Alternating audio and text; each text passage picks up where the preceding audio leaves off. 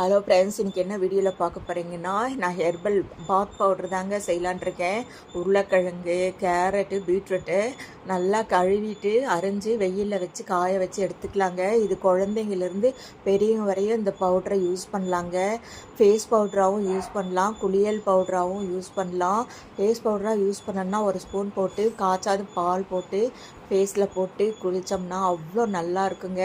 அப்புறம் வெள்ளை உளுந்து, பச்சரிசி, மைசூர் பருப்பு, கடலைப்பருப்பு, பாசிப்பருப்பு, அப்புறம் முல்தானி மெட்டி, சந்தனக்கட்டை, அதுக்கப்புறம் பார்த்திங்கன்னா வசம்பு, அப்புறம் கஸ்தூரி மஞ்சள், ஜாதிக்காய், மாசிக்காய், கோரக்கிழங்கு, அப்புறம் பார்த்திங்கன்னா அதிமதுரம், இதெல்லாமே எடுத்து வச்சுருக்கேங்க. பாருங்கள், எல்லாமே க்ளீன் பண்ணி எடுத்துக்கலாம். அப்புறம் பார்த்திங்கன்னா வெட்டி வேறு ஆவாரம்பூ, ரோஸு, அப்புறம் பார்த்திங்கன்னா நான் எடுத்து வச்ச கேரட்டு, பீட்ரூட்டு, உருளைக்கிழங்கு இதெல்லாமே காய வச்சு எடுத்துருக்கேங்க. இதை குச்செல்லாம் எடுத்துடலாம், நல்லா க்ளீன் பண்ணி எடுத்துக்கலாங்க. அப்புறம் பார்த்திங்கன்னா கொஞ்சம் வேப்பிலை போட்டிருக்கேன். முக்கியமான பொருள் 2-3 ஆட் பண்ணியிருக்கேங்க.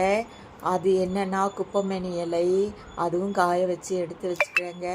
எல்லாமே போடும் போது ஸ்கின்னுக்கும் அவ்வளோ நல்லா இருக்குங்க, மணமாகவும் இருக்கும். ஹெர்பல்ன்றதால உங்களுக்கு ஸ்கின்க்கு எந்த பாதிப்பும் வராதுங்க. இது எல்லாம் க்ளீன் பண்ணி ஆரஞ்சு தோலும் போட்டிருக்கேங்க. ஆரஞ்சு தோல் நல்லா காய வச்சு வீட்டிலே காய வச்சு எடுத்து வச்சுருக்கேங்க. இப்போ எல்லாம் பவுட்ரு பண்ணிட்டு வந்துடலாம்.